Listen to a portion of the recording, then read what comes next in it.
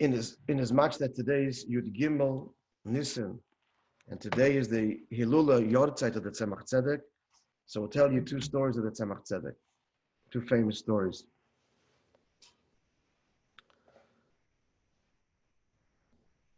Just incidentally, you know that it's. Imagine what it was like for Chassidim, the stalkers of the Rebbe on Erev Pesach, and then happens again with the Rebbe Marash at Gimel Tishrei. What kind of sukkahs they had, what kind of Pesach, and the challenge to be besimcha. Okay, so this is the story with the Rav in Yekaterinis love before Rabbi Leivik, the Rebbe's father. He was the famous Chassid, Rabbi Berel Wolf, and there's actually a picture of him, a photograph of him in Tallis and film. He was a very great Chassid and a tremendous Talmud Chacham. And here's the story with him. As a young man, he was unable to speak clearly. And he tried to give a shiur to the Balabatim in Ein Yaakov from the Gemara. They couldn't understand him because his speech was so unclear. And so he decided to go for a bracha. It sounds like in the context of the story that he wouldn't have gone for a bracha otherwise. He's only going for a bracha because the Yidden should understand his shiur, not because he needed a bracha to be able to speak. So he gets up, and he made the decision. He has a responsibility, Rachmanas, on the listeners. So he gets up and he goes to the Tzemach Tzedek, as this was a young man, Tzemach Tzedek, for his bracha. So the Tzemach Tzedek, he arrives and he tells the Rebbe the whole story. The Rebbe is listening, and the Rebbe says just one simple thing: go back and continue giving a shiur. That's it.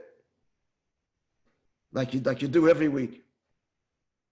The fact is, as soon as he walked out of the Kodesh HaKadoshim, he felt he could speak, and he could speak clearly and well in the schos of the Rebbe's bracha. And not only was he able to speak clearly, he actually became extraordinarily articulate and was able to explain so beautifully to the delight of his listeners. V'yi adov l'pel, of course, it was a great wonder. And here's the PS to the story. Once this Ber Wolf said, the Rebbe said, referring to the Tzemach Tzedek, is even greater than the Maral of Prague, by the way, of whom he, of course, was a descendant. The Alter Rebbe was a descendant of the Maral. The Maral made a Golem from earth. And the Rebbe made that a Golem should be able to speak. He's the Golem, and he is able to speak. And since it's Yud Gimel Nissan, and before Pesach, another story of the Tzemach Tzedek related to Pesach. Okay? Yeah? So this story happened Seder night during the Mittler Rebbe was Rebbe, and the Tzemach Tzedek was his son-in-law, so it was during the Seder. And the Tzemach Tzedek hadn't arrived yet, and he was busy with his avodah.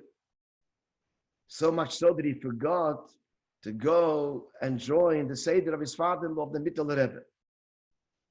So the Mittler Rebbe sent some Jungelite to bring the Tzemach Tzedek. Before they went, he said to them, take him by his gartel and bring him here. So the Jungelite went. When they arrived, they saw that Tzemach Tzedek was deeply immersed in his Seder, and he was with such ispailos, such intense ispailos and islahavas, that I'm just translating here. Because of his dveikos, he slipped without realizing under the benkel, under the chair. Literally slipped under the chair in a state of dveikos, of attachment and ispailos. So the Engelite approached him to carry out what the Rebbe asked him, the Mittler Rebbe, and they touched him lightly. Obviously, because of his mipnei kvoidai, they didn't want to actually, seize him. So they just touched him. As soon as they touched him, the Tzemach Tzedek's eyes opened, and he awakened from his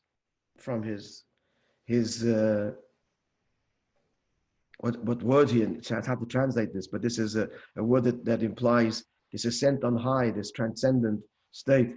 He looked at them and he said, the Rebbe said to take me by the gartel and bring him to him. You have to listen to what the Rebbe said and take me by my gartel. So they took him by his gartel, and when he arrived, the Tzemach said that the Mittel Rebbe, he said to him, Genug seine Hatzne Leches, enough to be so hidden from everybody, and it's time that you are expressive of the gift that Hashem has given you.